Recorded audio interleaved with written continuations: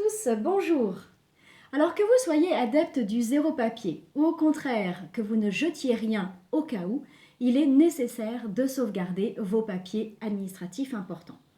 Aujourd'hui, de plus en plus de documents sont dématérialisés, c'est-à-dire transmis uniquement par mail ou via vos espaces en ligne.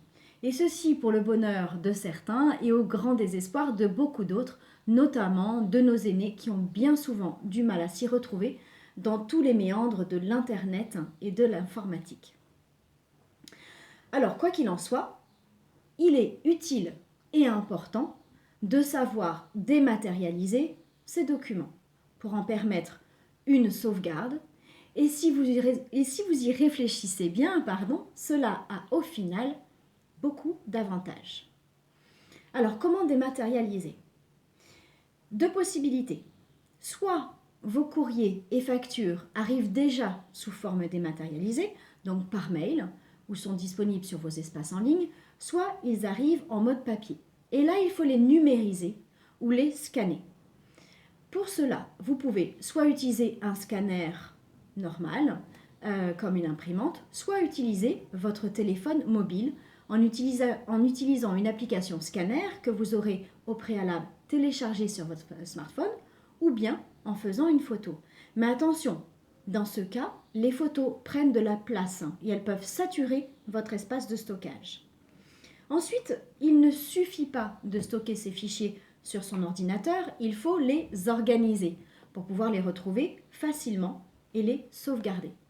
Alors pour les organiser, c'est exactement la même chose que pour le classement papier. Donc je vous conseille d'ailleurs de garder la même organisation que vos papiers pour vous y retrouver plus facilement. En général, on crée des thématiques et dans ces thématiques, on trie année par année. Pour nommer vos fichiers, je vous conseille également d'utiliser une codification simple et toujours identique.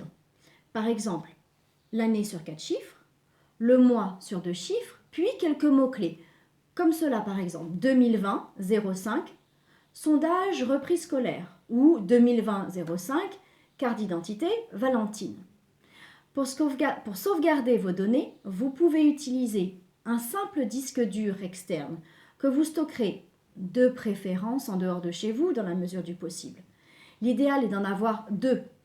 Un chez vous, en cas de détérioration de votre ordinateur pour pouvoir récupérer vos données rapidement, et un entreposé ailleurs, au cas où vous auriez un incendie ou une inondation chez vous.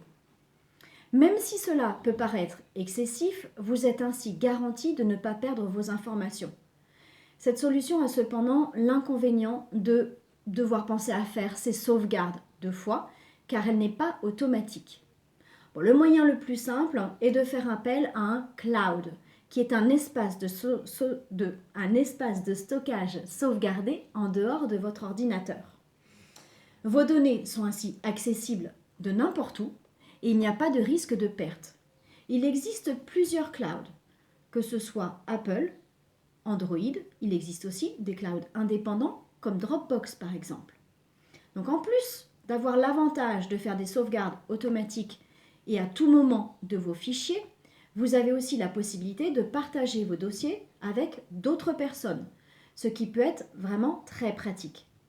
Et puis toujours dans la praticité, ces clouds peuvent être aussi installés sur vos smartphones et donc vous pouvez consulter la carte d'identité de Valentine alors que vous êtes chez Tata Manuela qui est à 300 km de chez vous.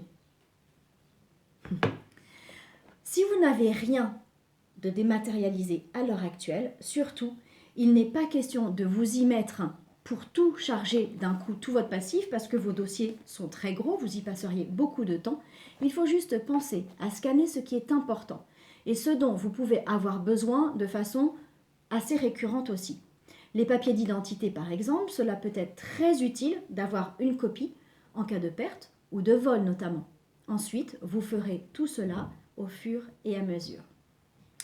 Et voilà, pour aujourd'hui, donc je vous retrouve demain et vous souhaite une très belle journée. Retrouvez-nous sur familyzen.fr, sur le web, Facebook ou LinkedIn.